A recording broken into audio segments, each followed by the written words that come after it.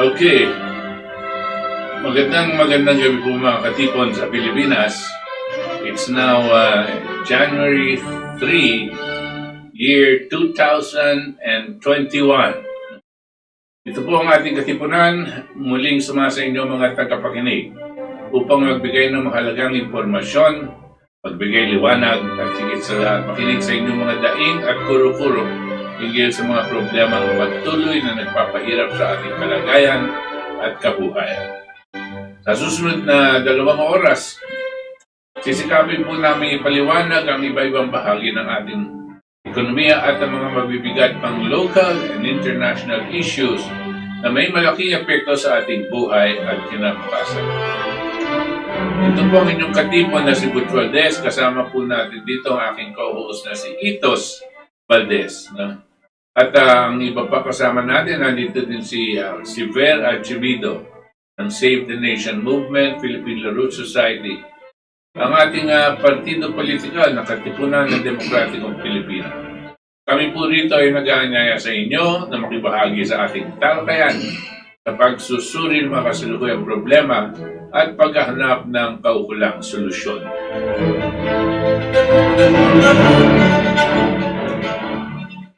Okay, it's the new year.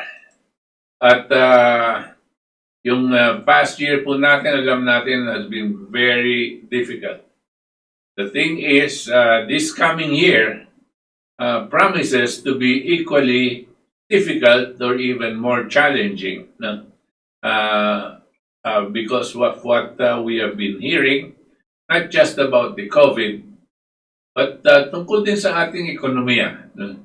Ang ating pong ekonomiya up to now, wala po talagang naririnig tayo ng magandang recovery program. At wala pong may submit na recovery program na itong mga economic advisors natin. Kundi manatili tayong naghihintay dito sa mahiwagang bakuna na sinasabi nila mag-aayos daw ng ating kabuhayan. Hanggang ngayon hindi ko po alam kung paano ayusin ang buhay natin. Dahil itong bakunang to is apparently as all the makings of a hoax. Parang nahihirapan po tayong maniwala. Ako personally, I have difficulty believing in what they're claiming or what they're promising. Because everything is coming out has been contradictions to whatever we see and whatever we experience. Nevertheless, maski na ganyan po ang hinaharap natin, medyo masalimuot, problema, ang kadalasan po namin pinag-uusapan, kami nila Itos, tayo, nung nakaraan taon, dito sa 2020, dahil first time po natin naranasan yung ganitong kabigat na mga problema para sa atin, para din sa buong mundo. Medyo lumakas po ang ating pananampalataya sa ating Panginoon. No? Na lagay tayo sa sitwasyon na talagang mapapadasal po tayo. No? Alam natin, hindi na tayo bibitiwan. Pangalawa dyan, pero naging parang we gained a lot of wisdom. No? Parang natutunan natin, no? ang iba-ibang bahagi ng ating buhay. No? Anong importante, anong hindi importante. No? Ano ang sino ang importante at sinong hindi talagang importante sa buhay natin. No? We gained wisdom and became we became more aware of what is truth or what is fake news. Hindi po ba? Naano na natin ngayon, parang natututunan na natin kung ano itong mga ito. No? And pagkatapos niyan, siyempre, dahil nakita po natin ito, lumakas po ang loob natin, no?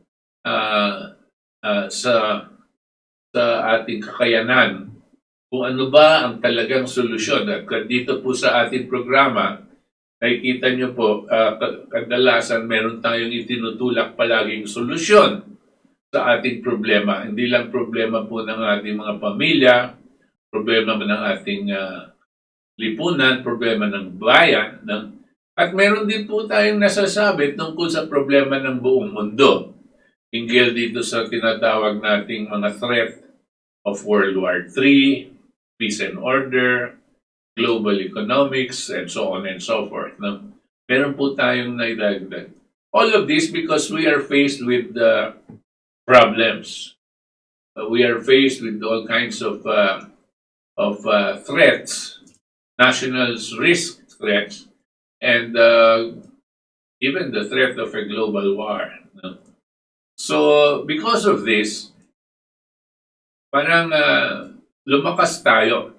And we now, even if the future, even if 2021 might be a bit more complicated and more challenging, we feel that we are stronger to be able to face it because we can anticipate it.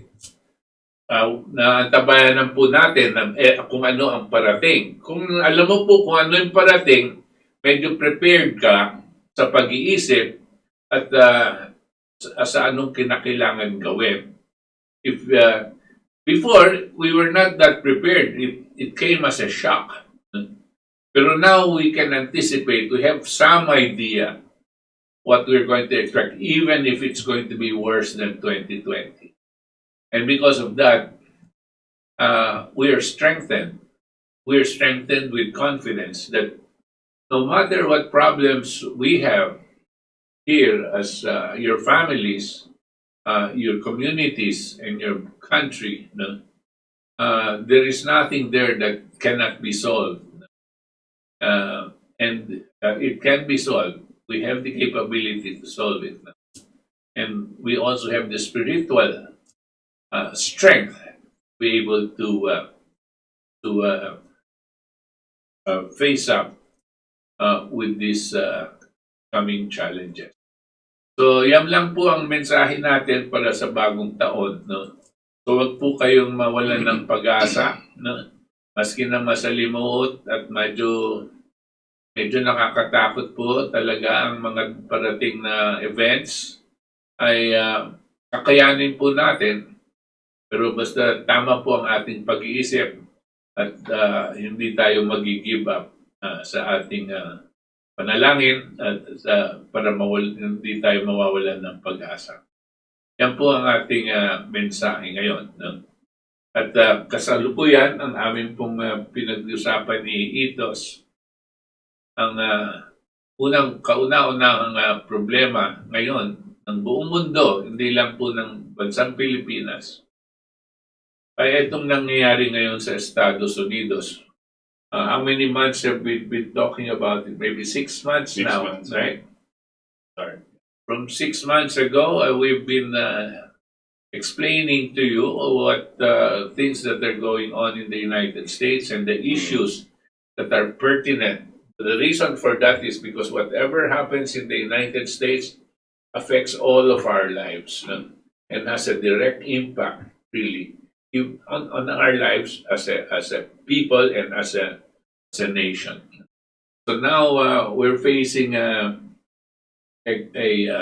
critical moment dito sa January 6. No? Ano bang expectation natin dyan, Nidos? What is January 6 again? Kasi yung January 6, dito po sa saligang batas ng bansang Amerika, ang sinasabi, pag yung mga electoral votes ng mga iba-ibang estado na resulta ng nakaraan halalan November 3, yung mga electoral votes nila naka-certify ang kada by state. No? There are 50 states in the US. Each one has electoral votes. Ito po ay nakuha na ng mga kanya-kanyang mga estado at isusubmiti sa Kongreso sa January 6. No? At normally, walang ano yan, walang yung proseso pag-submit sa January 6, isa-certify ng Kongreso na ito ang resulta nung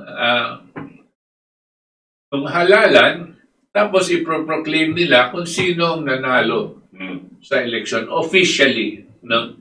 Tapos January 20 will be the inauguration date of the President of the United States.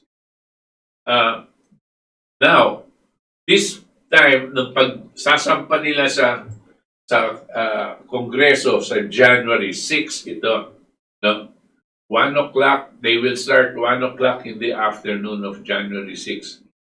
Pag sinabit nila yung electoral votes, isa-certify ng Kongreso. Yung prosesong sa certification, apparently, hindi po automatic. No?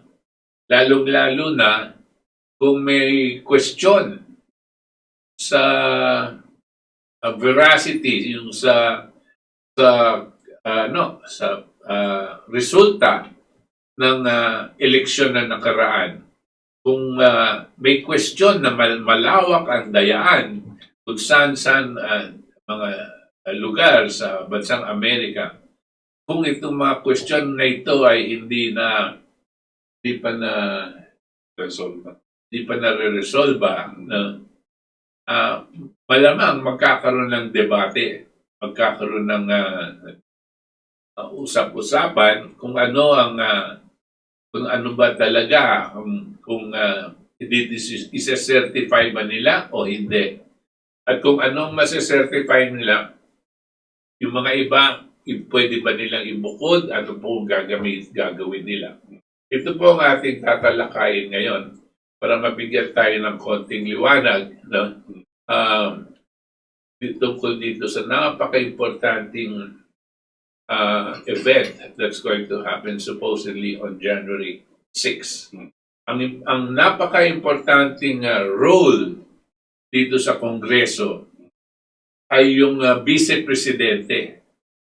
Kasi po, pag nag-convene yung dalawang Congress na yun, yung lower house at Senate, ang magpre-preside, parang presiding officer, no?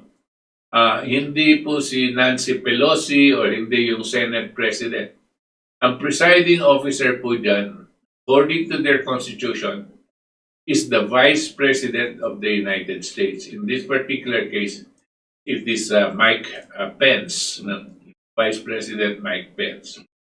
Alam niyo po, si Mike Pence ay Vice President po ni Donald Trump. Yeah. Ano yun, Itos? Ano ba? Hindi, yun lang, tama. I just wanted context, no? Bakit nagiging importante yung January 6? Because tapos na yung election, di ba? Tapos na yung November 3. Bakit nagkakagulo pa until January 6? At bakit ano? Kasi sa past po, sa nakaraang mga eleksyon ng US, bago pa lang tapos yung araw ng November 3, or nagko-concede na po yung mga sinasabi nilang natalo. So tapos na yung election. Pag nag-concede ka na, ibig sabihin, presidente ka na, wala na mag-question yan. Tapos yung January 6, although nangyayari yon yung electoral vote, tapos na yung boxing, kumbaga, kasi nag-concede na yung kalaban mo. Ngayon po, dahil sa malawak na nakitang dayaan, dahil sa pinag-usapan nating smart, matic, and dominion, dahil sa nakita nilang mga mail-in voting na tinutulak dito sa Pilipinas. Okay? Mail-in voting po na walang ID, walang verification, walang ganyan. Nakita po nila yung maraming dagdag bawas, maraming So, hindi nag-concede si si Trump. So sabi ni Trump din, panalo ko eh. So nagsampa siya ng mga kaso, lumalaban pa siya. Natatandaan po natin, after November 3, lahat po ng media sinasabi, panalo na po si Biden. Panalo na po siya. Pero si Trump sabi niya, no, hindi kayo ang magdedeklara kung sino nanalo o hindi.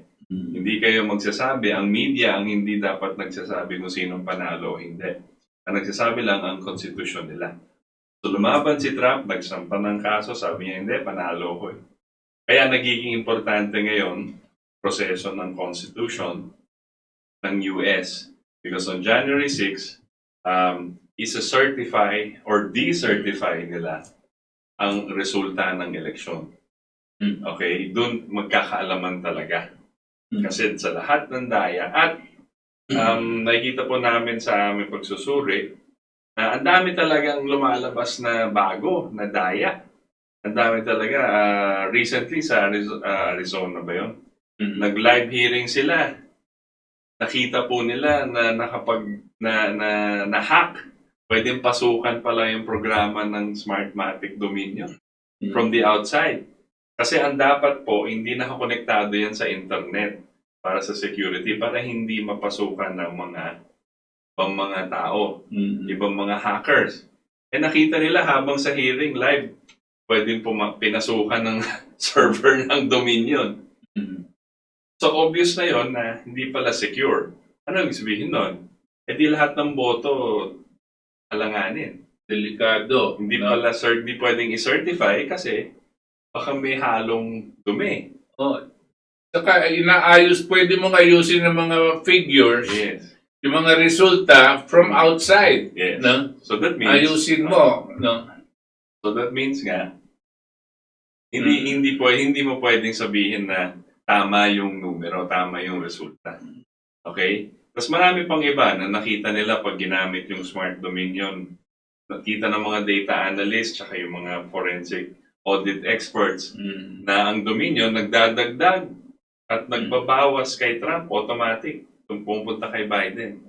Alala po natin, November 3, election, tumigil sila. Pinatigil nila yung eleksyon, sabi nila. Tigil ang bilangan. Tigil muna natin. Resume tayo the next day. Di po dapat nangyayari yun, pero ginawa nila yon. Sino ba yung sobrang lamang at the time? Si Trump. Kinabukasan, lamang na si Biden. So maraming gulo. So that's why, usually po, pag November 3, concede na. Parang si Hillary 26. Concede na siya. Alam niya, talo na siya. The election before that, concede na si Mitt Romney yata. Aga pa lang, concede. So, nagiging, parang academic. Yung chance. Nagiging na lang, SOP, procedural.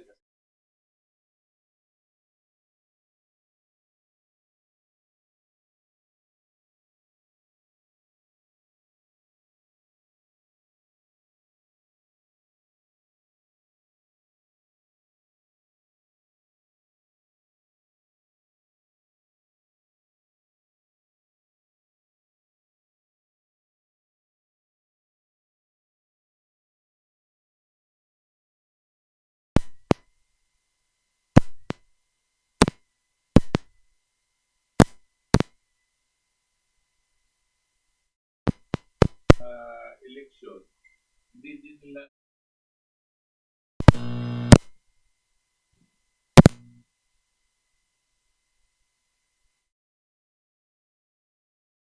ugado at mga binantayan nilang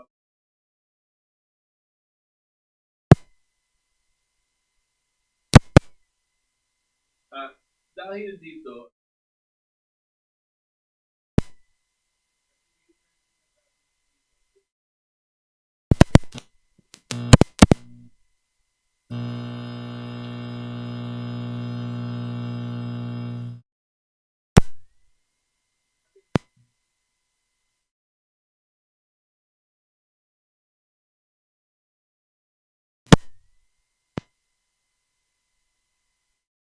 levy,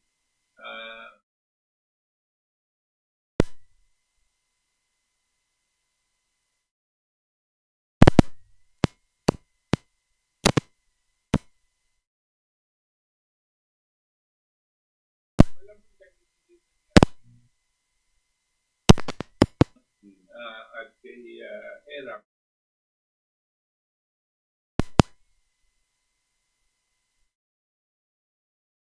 panalo, hindi talaga yung COMELEC. Tapos pag sinabi ng ABS-CBN, sunod.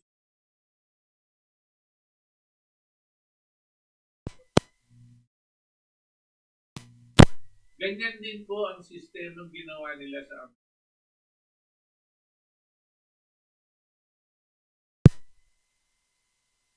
itong tinatawag natin online.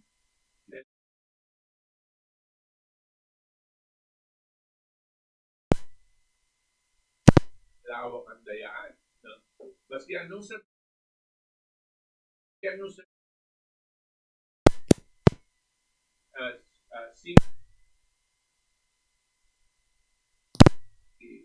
si Biden,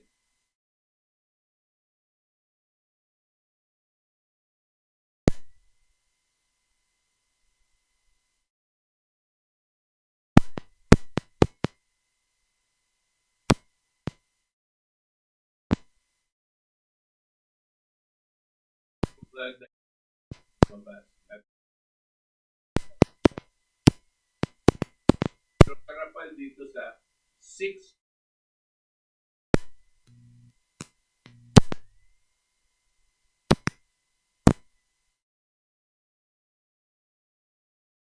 isang state, no? Kanya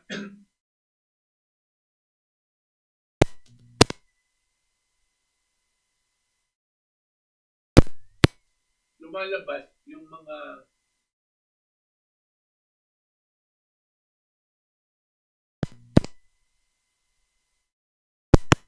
malayo-malayo sa votes register. Pas lang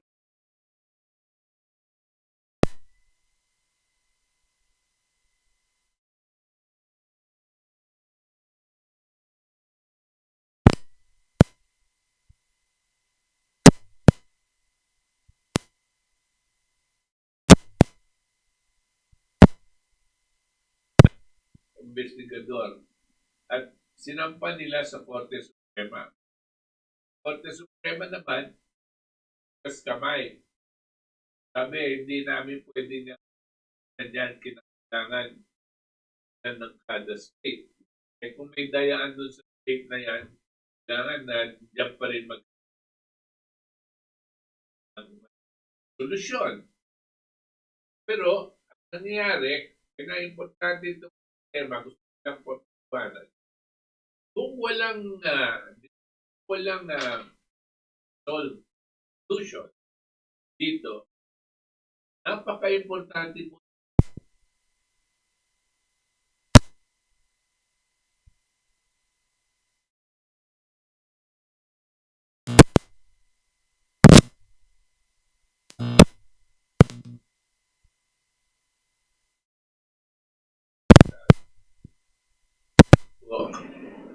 ay mga representante ng taong bayan. They are representatives of the people. The people now, in effect, will decide who won or who lost. No? So that is what the Congress represents. It is not the court. No? It is not the courts here. It is not the governor in each of those states. No? But the people, for as long as there is a dispute, habang kino-contest yung mga resulta, paano yung mangyayari ngayon ito? Pag-usapan nila ang disputes, eto, dayaan dito, dayaan doon.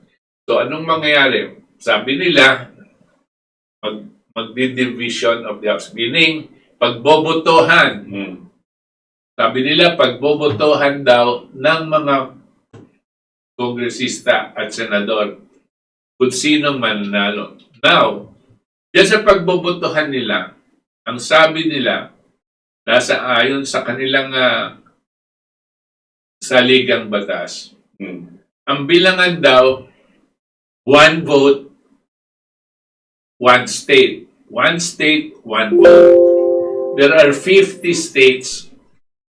Sa isang state, maski na tatlo yung kongresista mo dyan, no? One vote lang yan. No? So, dahil 50 yan, magbibilangan kung ilan ang Democrats, ilan ang Republican states. Sa bilang po nila, ang sabi nila, lamang daw ang Republican states dyan. At ayon sa kanilang constitution, kinakailangan ang boboto na you vote according to your party, not according to your personal preference. Alam nyo kung bakit? Kasi yung mga partido daw, no, ay yung mga taong bayan,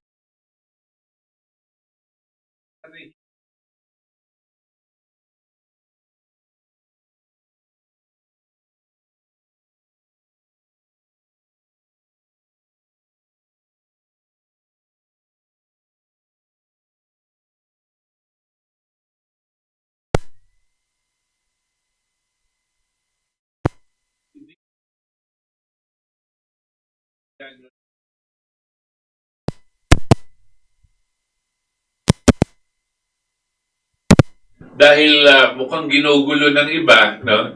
Alam mo na, pag pinasukan yan ng mga abogado, ano yun yan ano yan, naguguluhin nila, di ba po? No?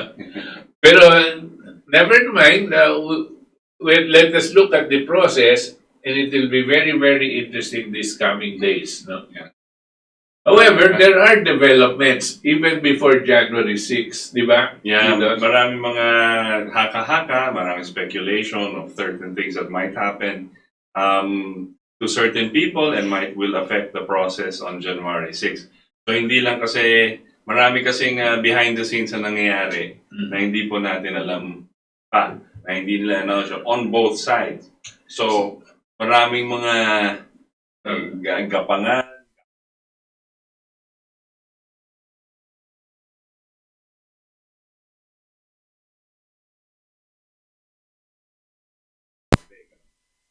oh, by the way, pasensya na po sa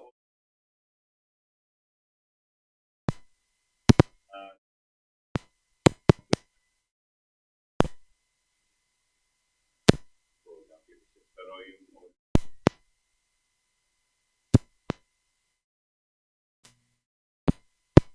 si Trump na pag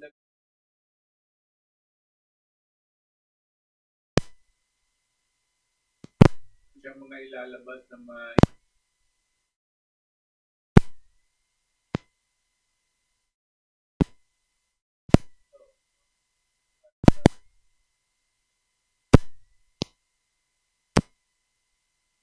nakikita nyo na po kung sino yung mga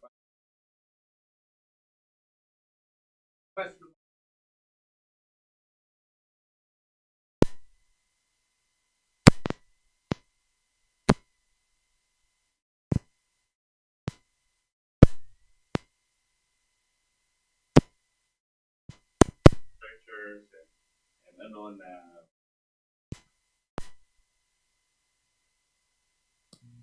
also on her own yung mga different scenarios.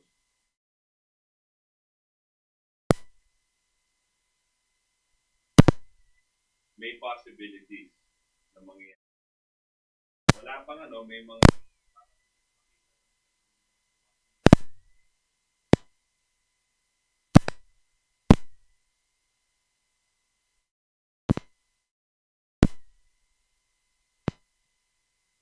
napasok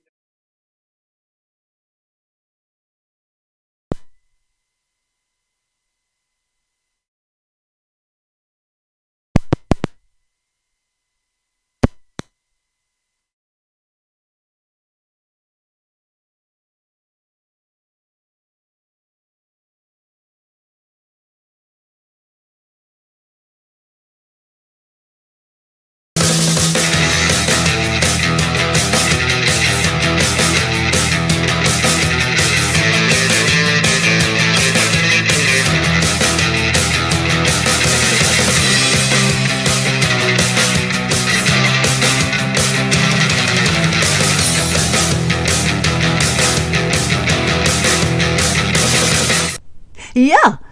Happy New Year! It is January 1st, 2021 in Hawaii. I know it's probably January 2nd in New Zealand and Australia, but I wanted to say Happy New Year. Oh my gosh, so many things had happened. That's why I am super late. I was totally cruising and I got distracted. There's so many bombs. I want to say thank you so much for supporting our show. This store has not been updated. I haven't updated with new stuff and I haven't organized it very well, but I want to say thank you so much for those that did order Trump cards and Trump mugs and even some Sammys as well. So I want to thank you so much for supporting our show. I want to go ahead and dive right in. There's so much that happened last night. I was trying to keep up. I was celebrating all over the world, and then I just went and did a face plant just like this. Sammy was just done. He was like, oh my gosh. Star at Gaz GAZ _star just sent that to me in the DM this morning. Thank you so much, Stargazer. I appreciate that. Our boss, man, he didn't waste any time last night. Big things happened from last night and then rolled into this morning. The title is called Pence, Pompeo, Pope, Power Punches. Yeah, the P's. This is a great picture, and it was posted by Secretary Pompeo, Mike Pompeo, and it was also reposted by Lynn Wood, and I'll get to that in a minute, but I'm going to start with the short news first, and then I'll get into the more, big news. Look at the faces in here. I'll get to that, okay, later on.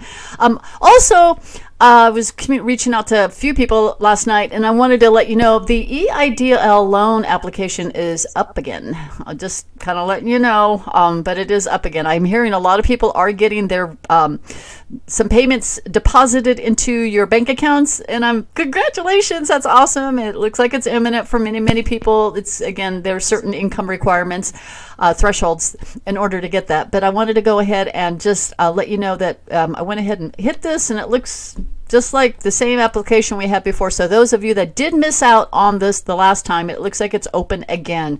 So certainly give it a try. Oh, the Pope, he totally misses his New Year's Eve New Year's service due to leg pain. Oh my gosh. This is the majority of us. Oh yeah, right. Okay, yeah, sure. Okay, yeah, leg pain. Oh my gosh. You've been on for goodness sakes, Pope Francis, you could actually go on a wheelchair and you can go and do your service, right? But no. Okay, so that's it for the Pope news. No, the Pence news. Oh my gosh. Okay, Anons, for those of you that have been digging on Mike Pence, the truth is now it's surfacing. I know a lot of people, a lot of patriots, a lot of Trump supporters, you really do believe in Mike Pence. But remember at the Bush funeral back in 2018, these people, look at that. Remember? There's an envelope for the Pences. Right there. Karen Pence has got it in. It's all follow the wives, right? So we have the Wicked Witch got one. Jimmy Carter was looking for his. Where's my envelope? She's like, oh my gosh. And then you have, and then there was Jill Biden. She got one. Hillary's looking at hers and it's like, oh, well, whatever. I know I'm screwed anyway, so I'm just putting this right back in here. And remember this. Jill Biden, she drops hers. And Joe Biden's looking as well. And she drops hers, she picks it up, she opens it, she's like, what is this? They open it up, they find out what it is. She is furious, she's fuming. And then they're taking a screenshot. And then Mike Pence is totally oblivious. So they're kind of going a little back there. Okay, now, whoa, see that envelope? What? Yeah, Mike Pence is like, oh, well, I know I'm screwed. So with the help of Lynn Wood and a few others, he's getting exposed. So this is what happened last night. Holy moly, President Trump and Mike Pence were at the White House together because Chuck Callesto posted something. Lynn Wood tweets that Pence no longer wants a career in politics. I put Durham, but it should have been Huber because that was corrected by somebody who said Durham went to D.C. And then he said, no, that was Huber. That makes more sense. Did Huber fly to D.C. last night? Can POTUS immediately select a new VP? Let me just show you these tweets. Chuck Callesto posted this. Breaking. Donald Trump and Mike Pence are at the White House. What's going down? Okay, that was last night before midnight. All right, midnight, I don't know, my time, let's just say. Lynn Wood posts this. Wow, Mike Pence announces on New Year's Eve that he no longer plans to pursue career in politics. Now, granted, Lynn Wood is responding to this person right here. But listen to this. Guess all of those who said he's an egomaniac, wolf in sheep's clothing, focused on a 2024 run were wrong. Good call, Mike. You are not fit to be president anyway. Okay, so that was mild. That was very mild, because this is where Lynn Wood unleashed today. He wrote, if Pence is arrested, Secretary Pompeo will save the election. Pence will be in jail awaiting trial for treason. He will face execution by firing squad. He is a coward and will sing like a bird and confess all. Now again, guys, you could take it as you wish. This is strictly up to you to decide. But then he posted this. This is, I'm trying to go in the order of how he posted it. Somebody wrote, he wrote, too bad we don't get a New Year's wish list. If we did, I know 3 things I would want on my list. Secretary Pompeo in charge of the Senate on 1/6 after Pence VP is arrested. There was 2 requests there. General Flynn to be appointed as VP by President Trump, which makes a whole lot of sense. 4 more years Trump. I'll tell you why this makes a lot of sense. A lot of you are saying JFK Jr. I'm just going to say what this makes more sense. All right. And 4 more years President Trump 2021. Philip Blake posted this. Why would you want to see Pence jailed? Okay, so again, a lot of anons and patriots. It's very confusing. He also touts that he is a Christian. Remember how President Trump, he likes to take people, put them front and center of the media, of everybody, praise them as much as he can, like he did with the Doctors of Dooms and all the other crooks, and then their fall was hard, right? So why do you want to see Pence jailed? This is Lynn Wood's one answer. Treason. Guys, you know how big this is? All right, so Lynn Wood is an attorney, an active attorney representing very, very big names. He does not want to risk his reputation. Now, some anons and Akun are kind of saying, well, Lynn Wood's, going a little too far. Or I'm kind of paraphrasing that. ACUM people communicate. I was kind of being nice with my words. But Lynn Wood is now exposing Pence. He's just like every day it seems like he has a certain target. He's got his list. But what I like is Lynn Wood is following our narrative. So if we're talking about a particular person, it seems like Lynn Wood's jumping all over that the next day.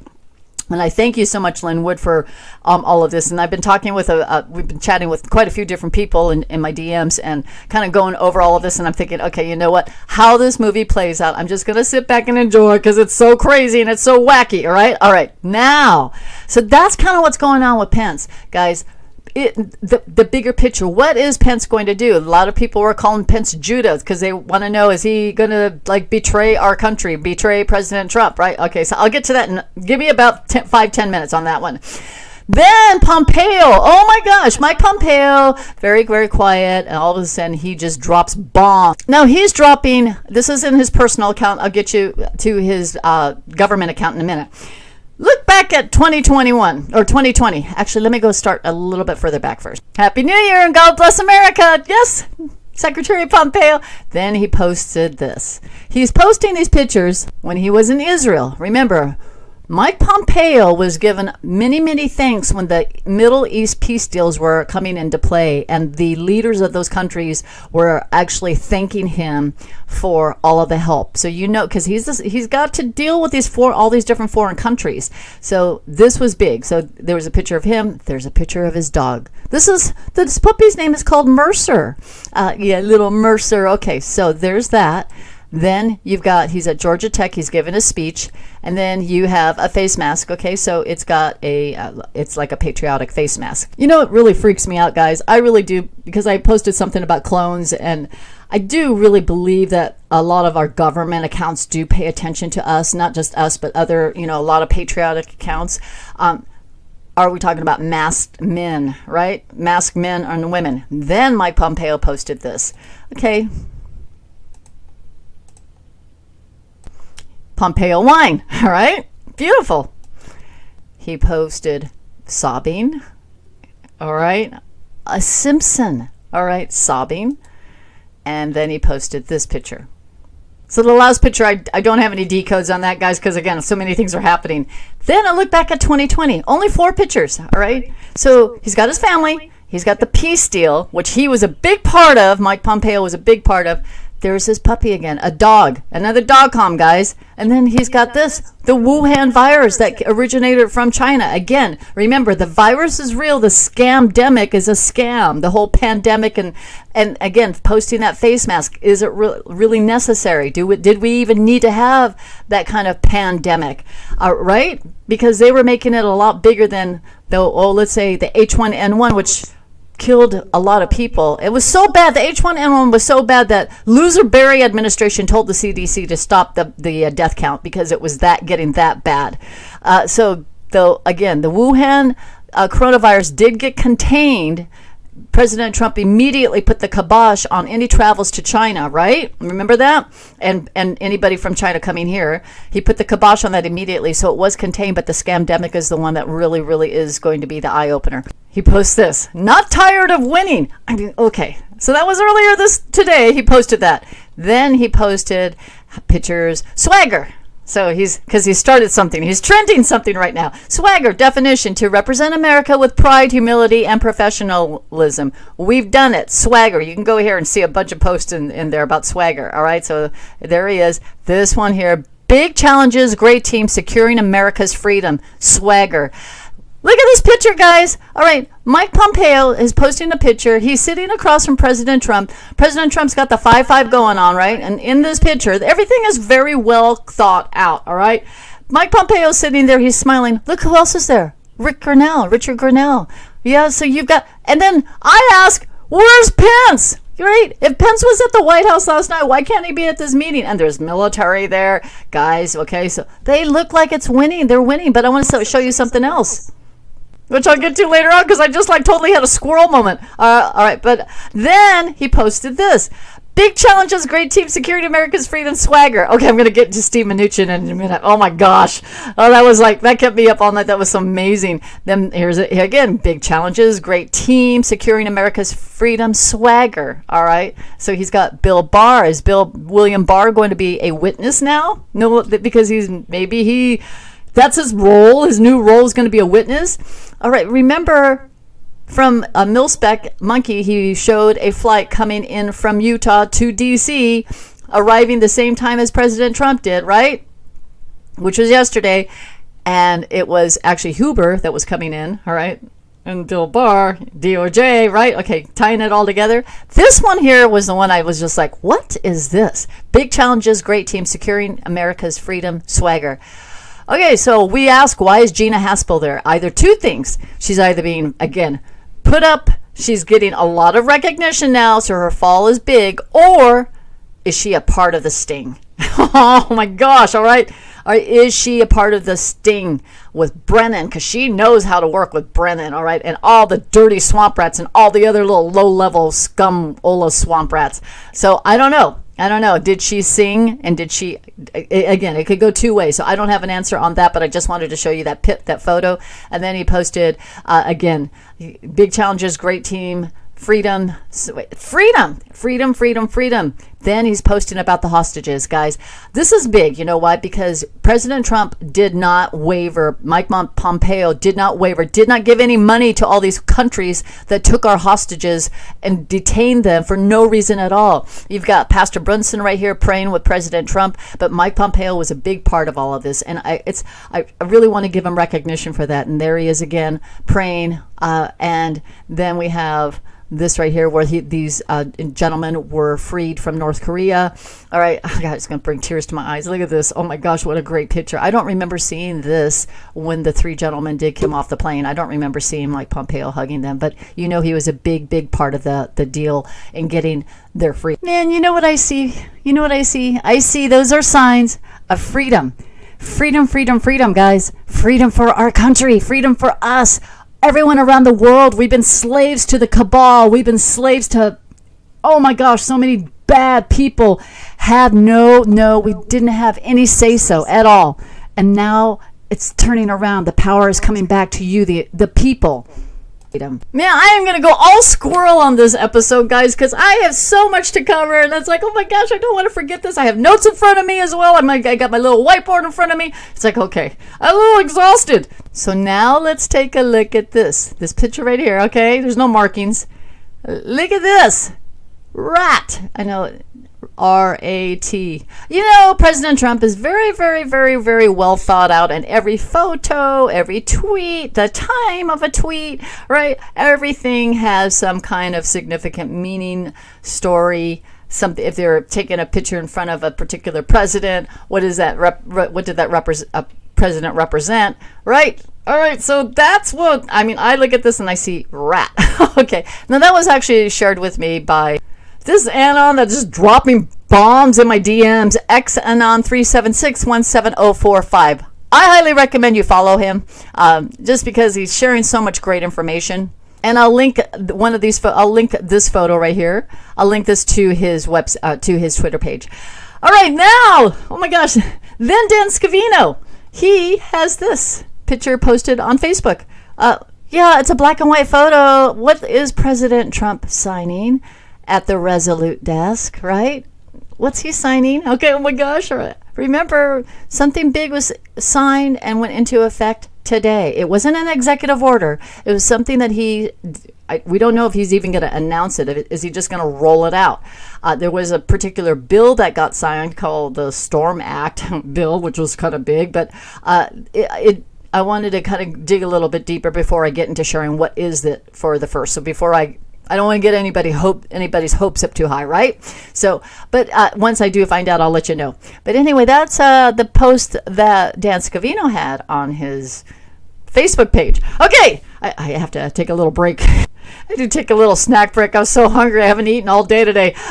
So anyway, there's me and Sammy. Which, by the way, we really want to say thank you for the wonderful, beautiful, sweet messages we got for New Year's. They were so awesome. It was so great. We were so tired. And then our New Year's Eve fireworks went off, and it was beautiful because I was like praying, dear Lord, there's two things I wanted. I wanted to catch this homeless cat. And I've been trying for months now. And she did come into our home, but now she's hanging out in our garage, so it's a good start. But then I was praying for fireworks. I was like, dear Lord, I'm not going to be able to see fireworks this year. And guess what happened?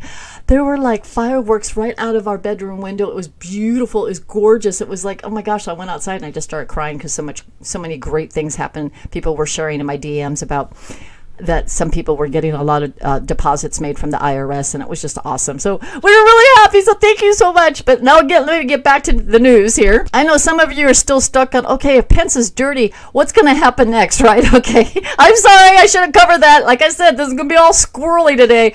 The 12th Amendment, oh my gosh, in part. So this is how it would work.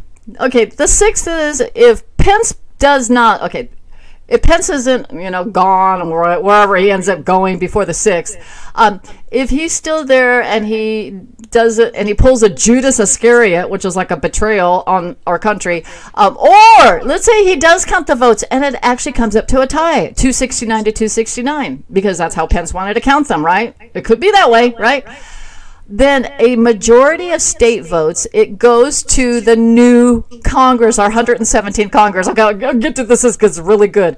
Because I was wondering, why isn't the news covering like who won the House seats and who won Senate seats? I'll get to that in a second. So as long as there's 26 or more states, remember, there's 438 members in Congress, right? What happens if Congress...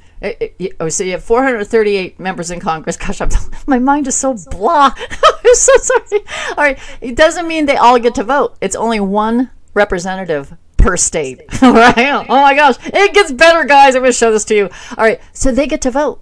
All right. And then it has to be immediate and by ballot. All right. And then they did that back. The only time they did that, it exists in 1825. And then it's the Senate that votes for the vice president. All right. Oh my gosh.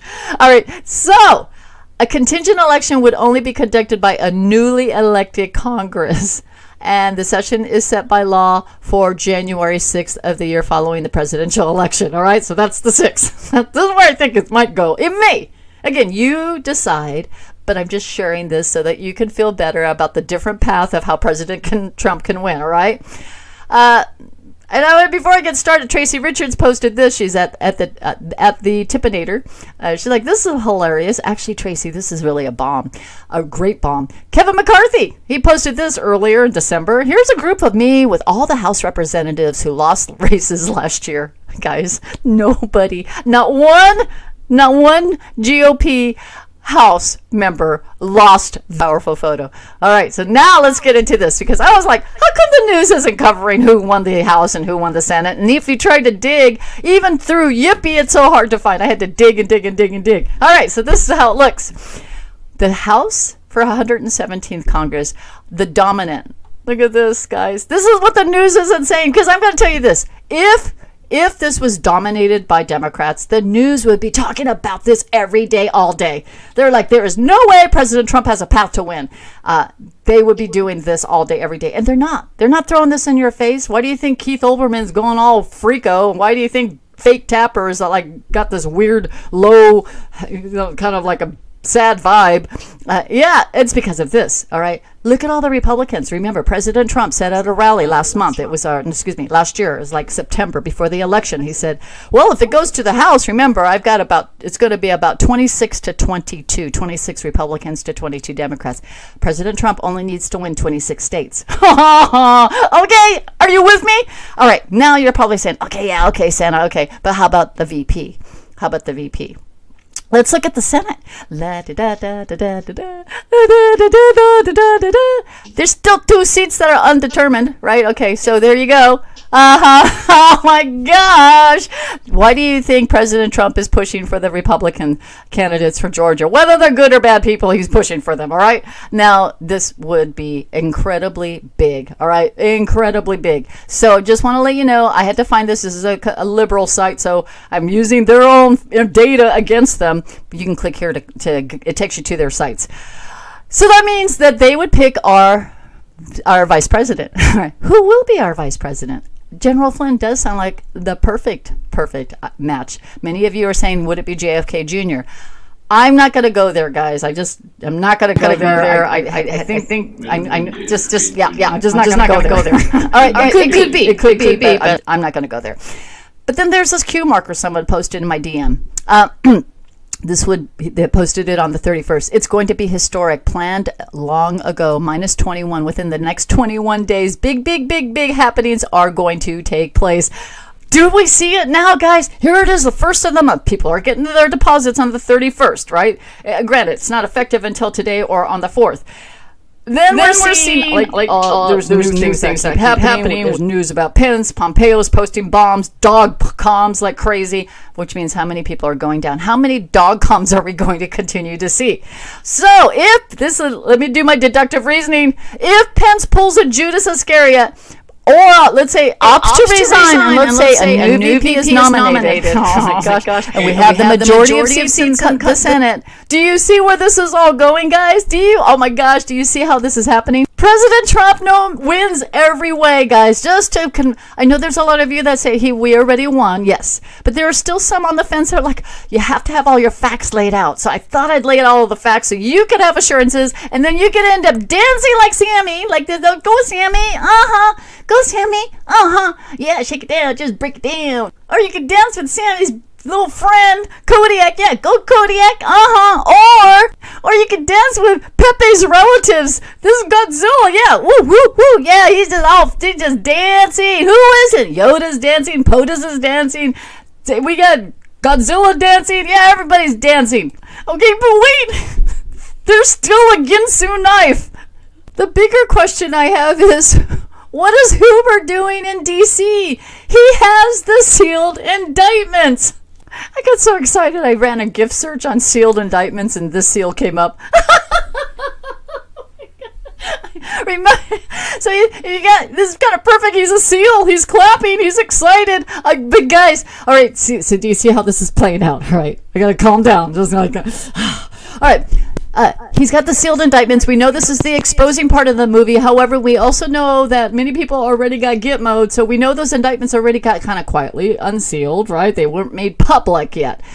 So was he giving President Trump the entire stack and saying, okay, it's a wrap, we're all done? Oh my gosh. John Huber, who is he? He is a district attorney, U.S. attorney for the DOJ.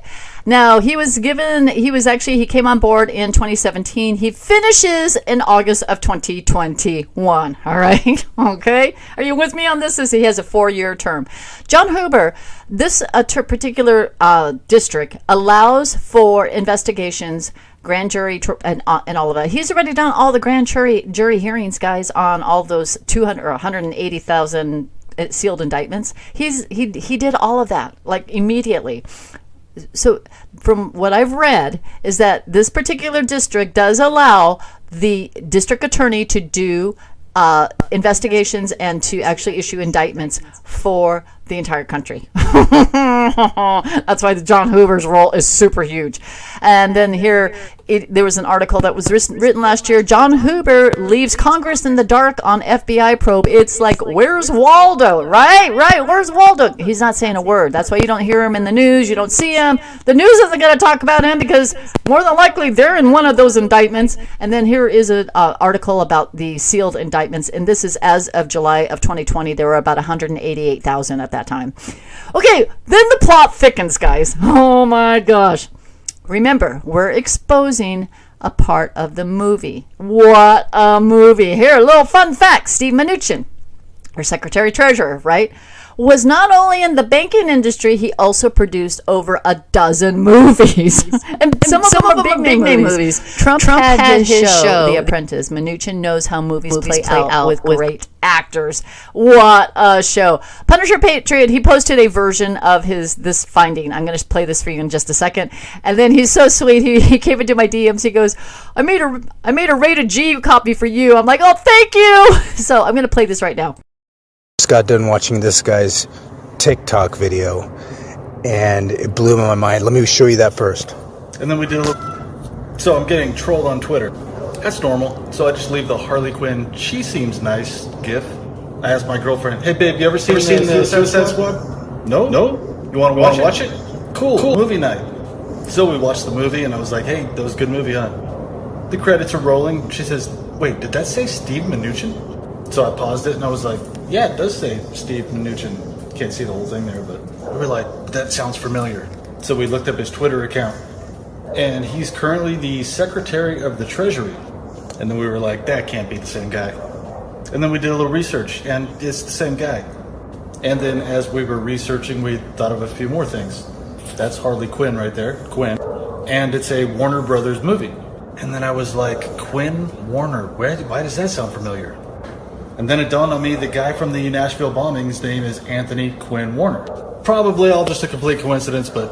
All right, so it's not a coincidence. I went immediately and Googled it. Steve Mnuchin.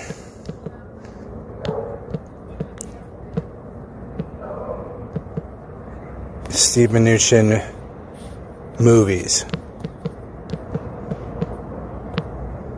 And all of these movies pulled up. He's made like all the cool movies. Well, screw Tom Hanks, but The Accountant's one of my favorite movies. Stork's my kid watches all the time. Entourage I watched growing up. There's Suicide Squad, Midnight Man, American Sniper, Batman vs. Superman, Edge of Tomorrow, one of my favorite movies. It just goes on and on. So when Q says you're watching a movie, he's not. It's not a catchphrase. This is really happening, and it's blowing my mind. So just thought I'd share. Have fun with. What a movie! You got a producer, a professional producer of some big name movies that is working with President Trump. Oh my gosh, you know what he's doing? I mean, this is it. Seriously, he was a producer, so he knows the kind of actors you need. He knows how scripts are played out. This is perfect. Punisher Patriot again. He posted that. So, guys, we know Nasara is imminent. All the signs are leading to taking back our country. We're going back to the original Constitution of 1776. We're going to have a constitutional Congress. We're going to have a constitutional president, which we have right now, but will continue to run. Everything is going to be according to what our founding fathers have signed in 1776. It's going back to just getting our freedom back and giving power back to you, the American people. This is really huge, guys, because in as much as we're watching this movie, we're seeing bombs drop, we're watching all of this. We know that's something that President Trump has done something for today. I don't know what it is officially. So once I do, again, I'll let you know. But we may just be pleasantly surprised. Who knows what's going to roll in. I'm just gonna I'll just keep it at that. But we are going back. So when you have our Secretary of State posting a photo like this, it's saying, and Dan Scavino also dropping a lot of hints. Here we're going into something absolutely so beautiful, where it is going to be not just here in America, it's going to be worldwide, guys, where peace is ultimately the prize. This is just one wacky, crazy, unpredictable movie, right? So whether we're trying to rack our brains on trying to figure out what's going to happen with Pence or not, I have been told many times by our angel Anon to just sit back and enjoy the show. Seriously. And just sitting back, enjoy the show, see how everything plays out. We all know Trump did more than just winning. He already won. Nom, nom, nom, nom, nom. The best is yet to come. Have a beautiful day. I will have a broadcast on Monday. Aloha. And maybe this weekend if something big drops. Aloha.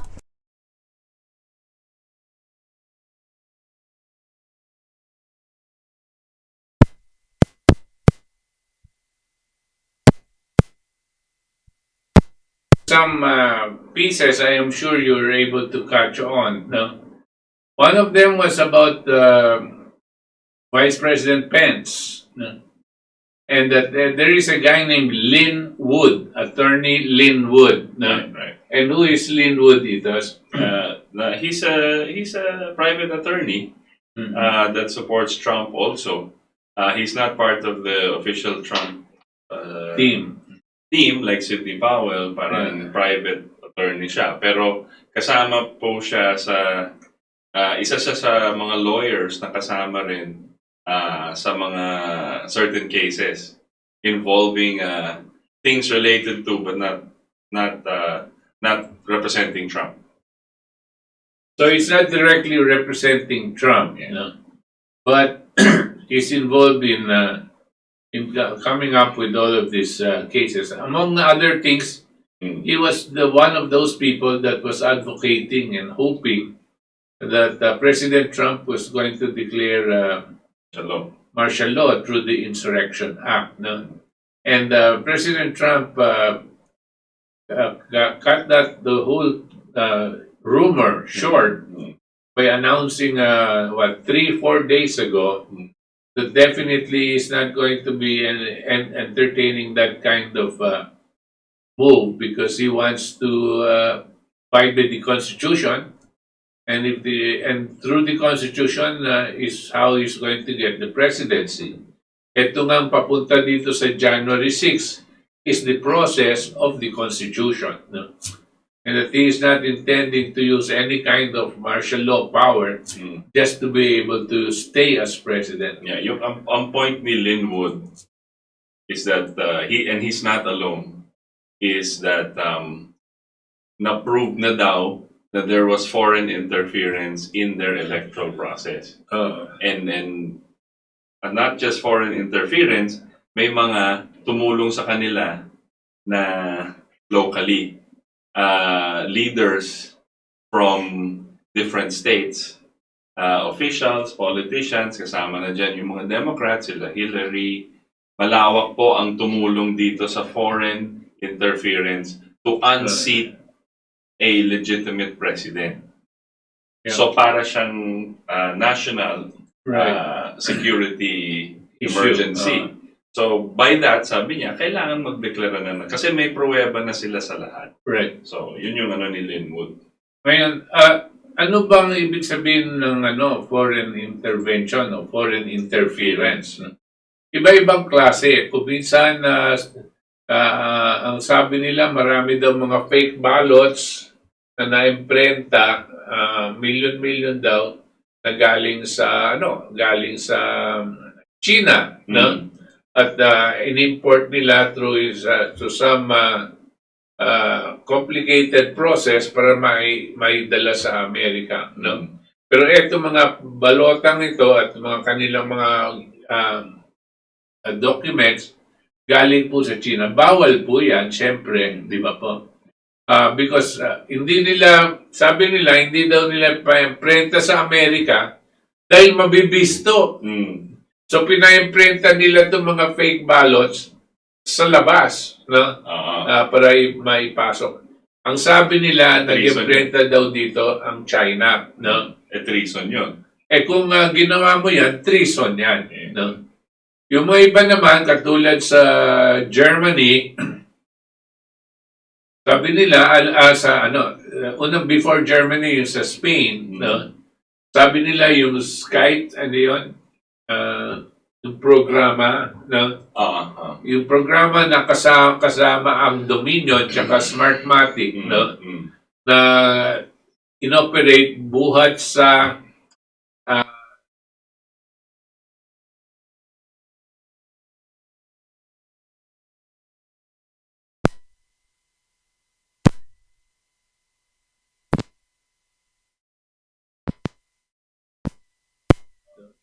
tapos ito pang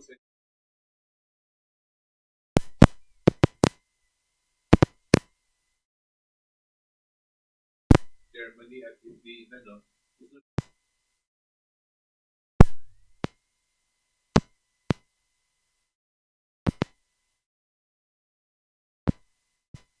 Trump. No. Kasi po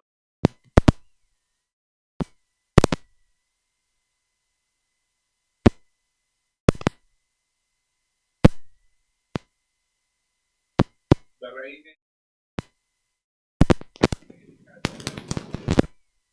siya na yung kagawa.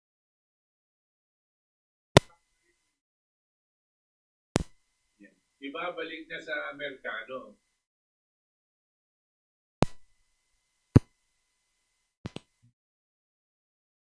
But they should not for its development. No. Yun ang dahil hindi ang negosyo ang China sa Amerika eh. No? Marami din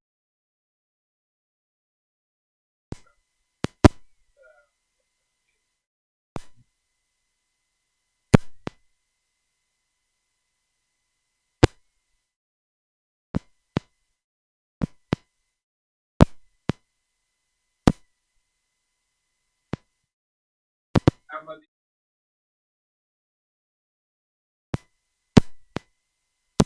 ang umupo. No? Pang mga Iran, for example,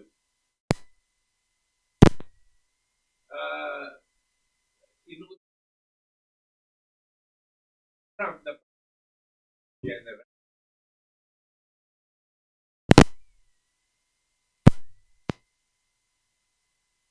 Yung kanya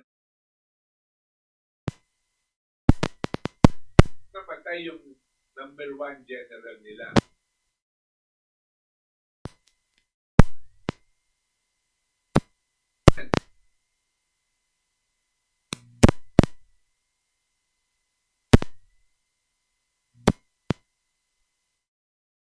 Mission na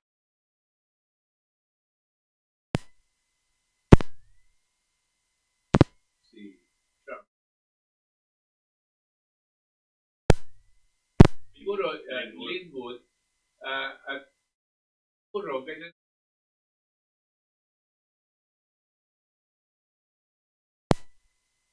silang ebidensya may interference. Kaya kinakailangan. When just to add, no, yung general,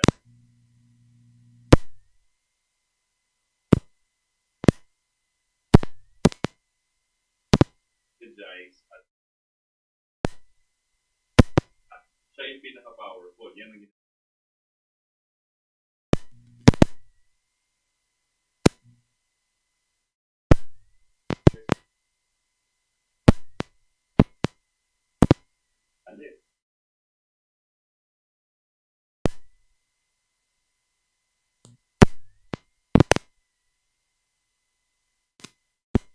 CIA na si Brennan. Nagalit siya,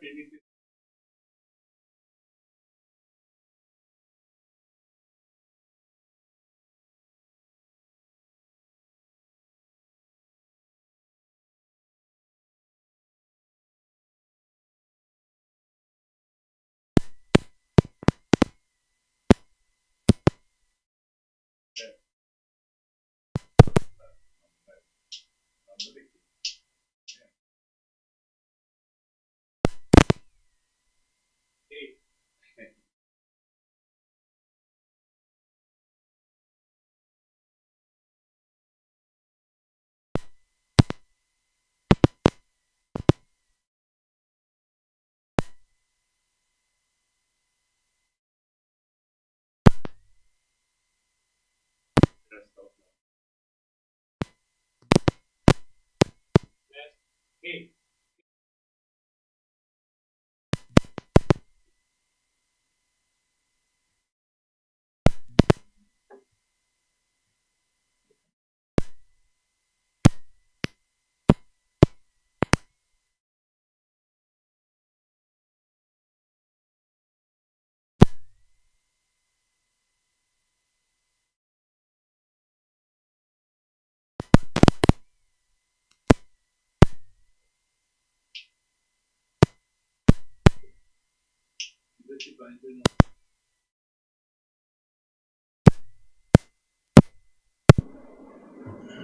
we have 45 minutes.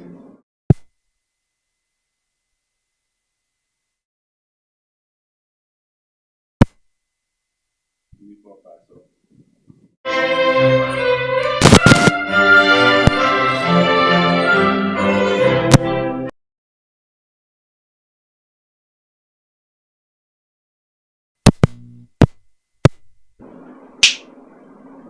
Hey, check, Pero yung video meron.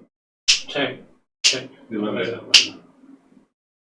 Okay na. Sige, balik na. Okay. May problema po tayo sa ating technical sa audio. Pagpasensyaan nyo na po, no? But as Itos was saying, I don't know where you caught it, but this guy Soleimani, the general in Iran, no, was very important to Iran, but he was also very important to the Democrats, kila Obama, tsaka si Hillary Clinton, tsaka kila Biden. Yes. Bakit? Dahil ito pong general ng Iran, no, siya ang parang nagdidirect dito sa mga ISIS. Yes. ISIS po ito yung mga terrorist dito sa Syria. Yeah. Ang plano po kasi nila Obama, patanggalin itong si President Assad, no? At gagamitin nila yung ISIS para sila ang upo. Yun ang plano nila Obama. Right. Pinatay nga itong si Soleimani, parang nawalan ng direksyon at general yung mga terorista, no? At kasi itong general nagaling sa Iran, ginagamit para matanggal itong si Assad, no? Assad ng Syria. Ng Syria, no? Yung regime change nga, yung polisiya nila. The other thing is that yung CIA, yung head ng CIA, Brennan, criticize po niya yung pagpatay. Sabi niya, respetadong general yan, na napaka-taas ng tingin ng mga Iranian. Mali yung ginawa niyo, kaibigan natin yan. Imagine yung head ng CIA. Siya nagsasabi. Nagalit siya yung ginawa ni Trump. So maraming kalaban po si Trump. Yeah. Yun ang. Plus he did the peace deals na ayaw nila. Ayaw nilang peace. No? Gusto nila kamada. Perpetual war. Trump. Yung mga Amerika na habang dito sa at kasama na rin itong mga CIA.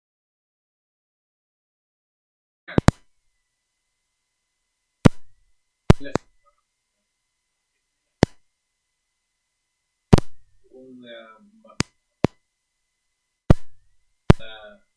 military-industrial complex. Now, this guy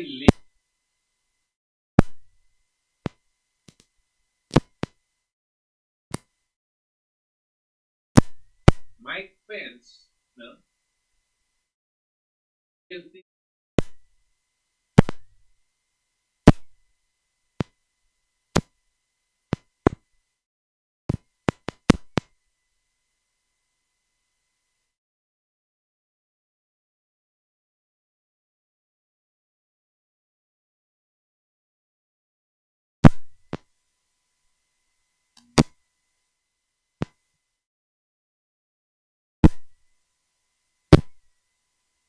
The president, Trump, last night or other night, at ito is very, very, he feels that he was already considered And the reason quite important was Senate at the Congress ang mag-preside ang Vice President. At tapos kung yung Vice President mo traitor sa'yo, no? Maaga pa, kailangan sabihan mo na, ano, tatrade ba ako o hindi? Kasi itong mo, hindi natin alam kung ano yung ginawa niya. No? Pero mukhang merong atraso. Kaya sabi ngayon, kung nahuli na siya, malamang forced to resign. Si Mike Pence, ngayon pa lang. At malamang, mag-a-appoint ng isang pang President Trump. Maski na ang mag-ratify niya ng sinasabi ng babae kanina, sabi ay ang Senate. At ang information niya, ang general din, General Fred, very loyal to the president. Talaga, we're facing very, very big times and critical times. Kung yung huli, sabi niya, we're go back, declaration, freedom, freedom. Yun ang sigaw ng tao. They will make themselves free from the Butch's cabal or the order. Yun ang may hawak ngayon. Nahawakan na Amerika. Sabi niya, papalag sila at kailangan bumalik 1770. Yung mindset, revolutionary. May hawak sa kanila noon ang mga British. Ngayon, ang may hawak din sa British pa rin kasama yung kabal, ang globalist. At buong ito, kaya napapalag sila ngayon yan. At ang sabi nito, it is all parang sigurado panalo na. Sabi ng babae, siguradong panalo na. Ngayon, ang kakailanganin daw isipin, anong mangyayari pagkatapos? What will happen after Trump? Nakita niya po sa atin ngayon, maski na sa Kongreso, labang na yung Republican Kongreso. Sa Senado daw, medyo hati pa na. Kasi patapos yung election. Hindi yata yung election sa Georgia. No?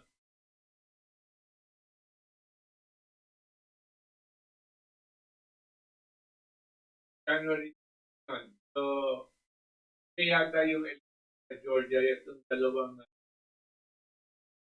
talagang pinag-awayan. Pasok pa.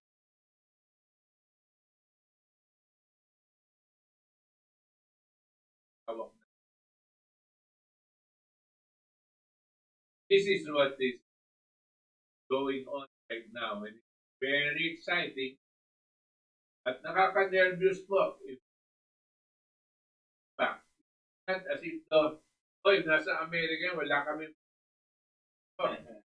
Ang laking natin. Nakita nyo na si Biden. No? Pinagsabihan na si Duterte. Sabi niya, pag hindi mo itinuloy ang visiting, tatanggalin papunta sa amin. No? Ngayon pa lang, nagdududa na sila, hindi talaga presidente. Hindi ko man alam naman, itong presidente natin, sa mga pinakanauna, nag-congratulate kay Biden. ang laki-laki ng dayaan doon. Ito mga advisor ng presidente, bobo, no? Siguro sinabi ko yun, ka na mag-congratulate. Kasi walang mga utak yung mga yan eh. Yung mga sabi na, o yan, kakahiya.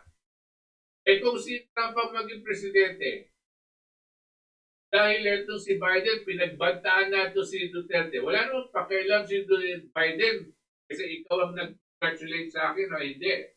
Pero pag hindi mo tinuloy ang BFA na yan, tatanggalin ko yung mga visa ng mga papunta sa Amerika.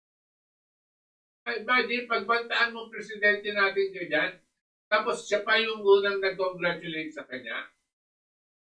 Kahiya-hiya pag si Trump ang naging presidente. I don't know what.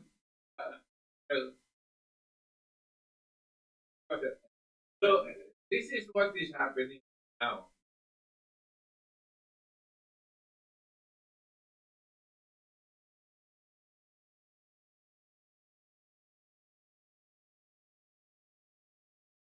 Up to 70.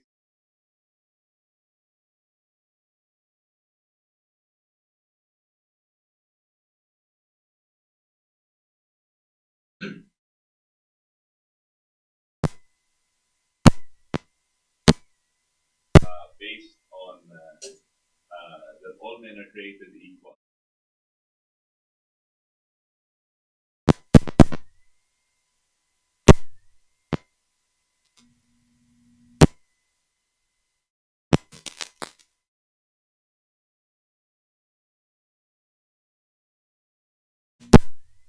Wala naman. Oh yeah. Hey.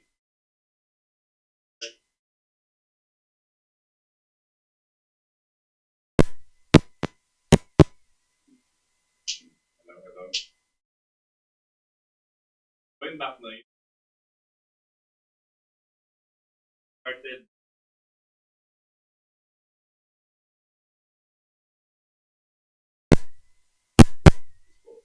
after the United States to madami na all across.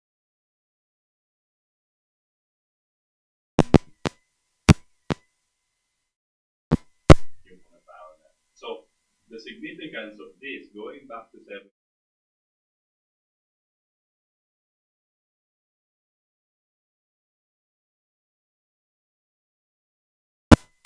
the new colonialists. They're the new imperialists.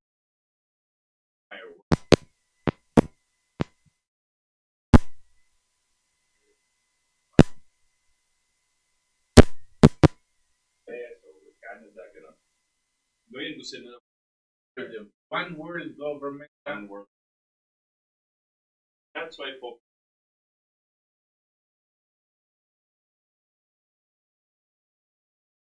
lahat ng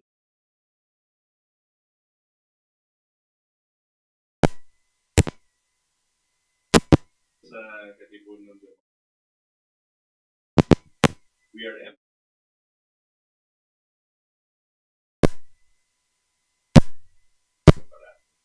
That is a symptom of a concept.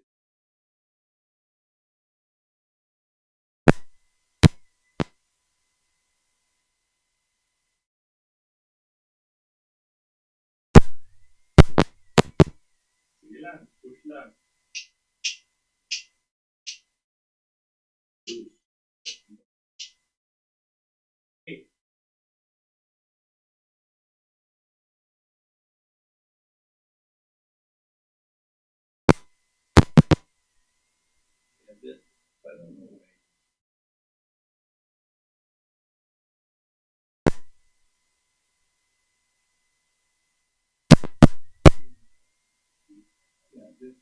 So it's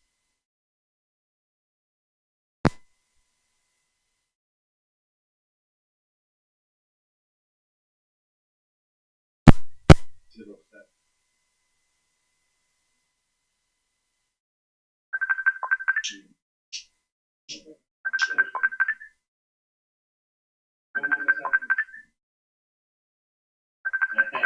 We're back. Audio natin.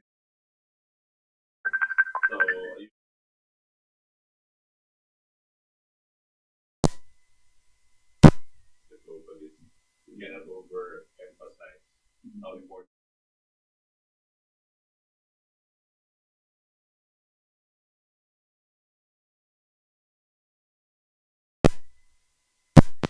Push peace agreements with all of these things.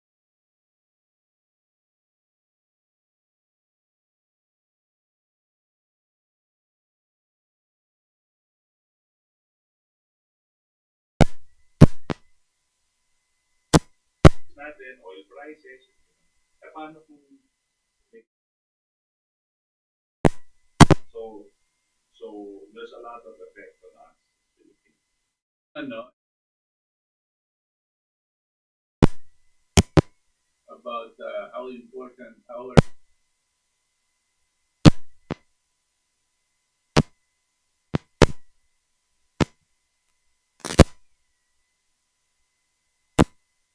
leader, nalalabanan niya ang oligarko, no? Habang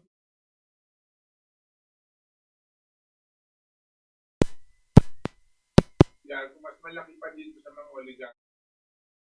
Ito pong lalaking bangko, no? Ito yung sense are the oligarchy. Yung oligarchy niyan, meron ng mga galamay.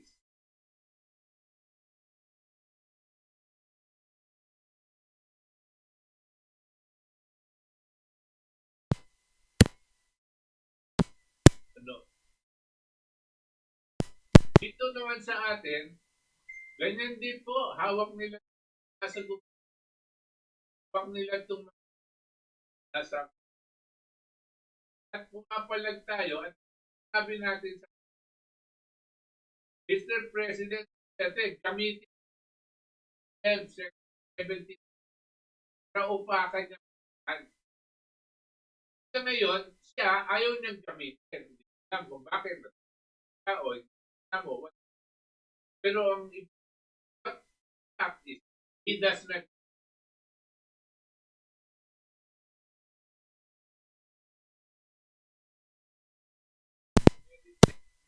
type of enemy.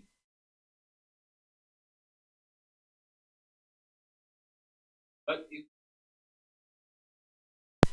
the United States, that holds on.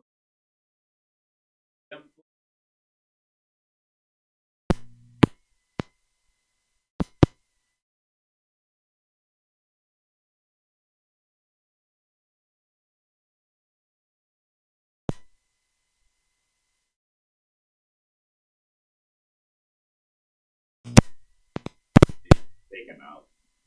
That system, that principle.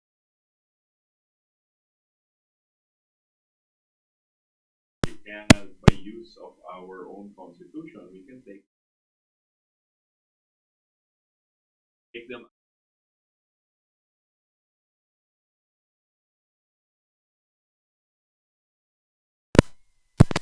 But do not give them ang hawak ng New World Order po.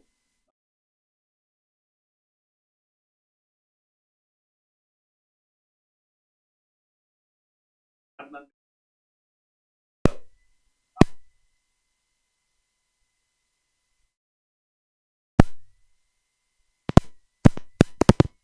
that has a egg, literally and figuratively. Yung mga vaccines na yan, sila po ang pinakamalaking mag-i-import ng mga vaccines na yan. Gobyerno, sila para kikita sila, tapos gobyerno, pwesahin daw yung mga tao magpapakuna. No?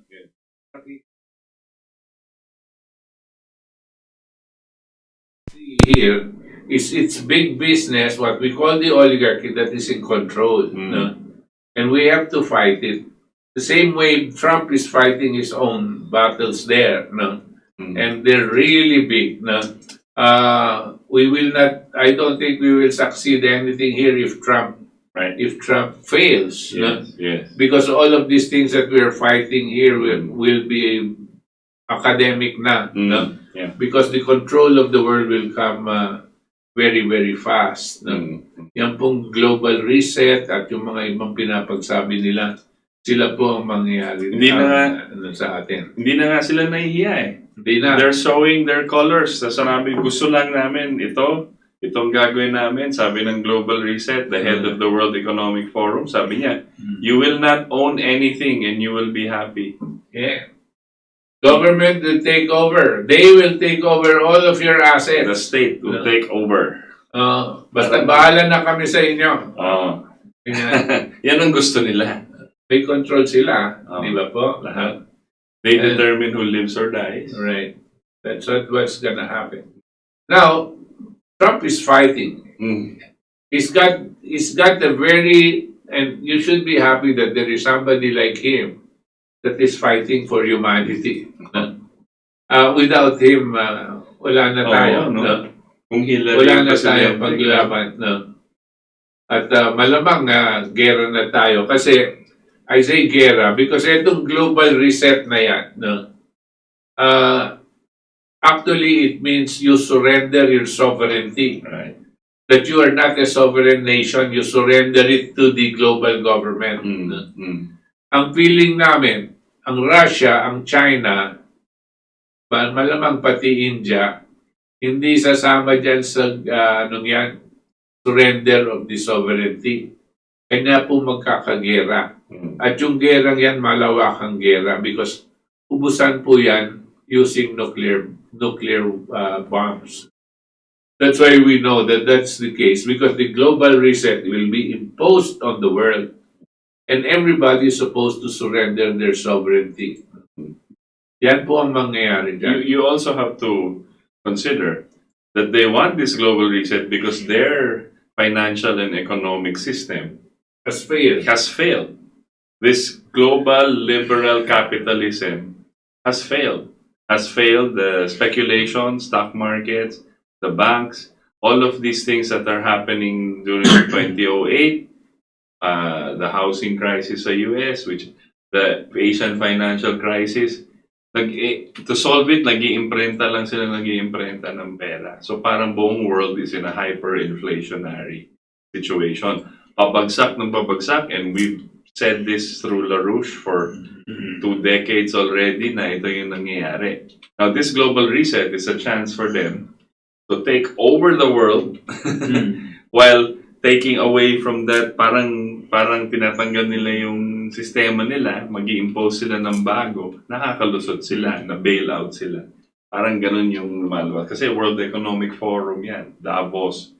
And these are ito po yung elite na elite. Ito yung pinaka financial and monetary. The top 20 countries nandyan. No? Pati yung mga Bill Gates, thinkers. Nandyan, yung mga mayayaman.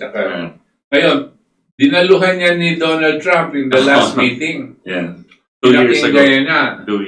At diniretso niya siya. Diniretso niya sila. Lahat sila. Sabi niya, hindi ako papayag dyan. No?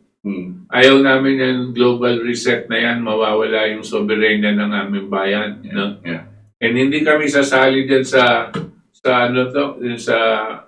climate change Agreements, Paris Accord. Paris Accord. No? Yeah. Kasi yung climate change Paris Accord, isang method yan na gagamitin nila for global government, one world government. Yeah.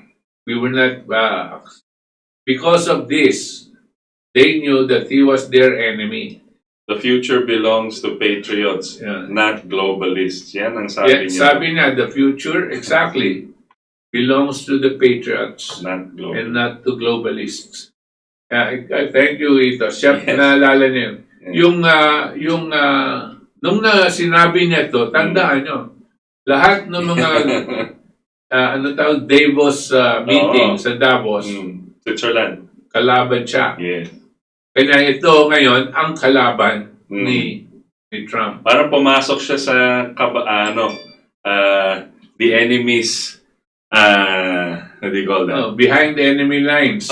Pumasok siya sa bahay ng kalaban. Ito yung mga globalist ng mundo. Pumasok siya mag-isa, sabi niya, hindi kami papayag sa gagawin niyo. Alam niya ang gusto niyong gawin, hindi kami papayag. After that, naglabas yung si George Soros ng statement. yung si Trump, hanggang 2020 lang yan.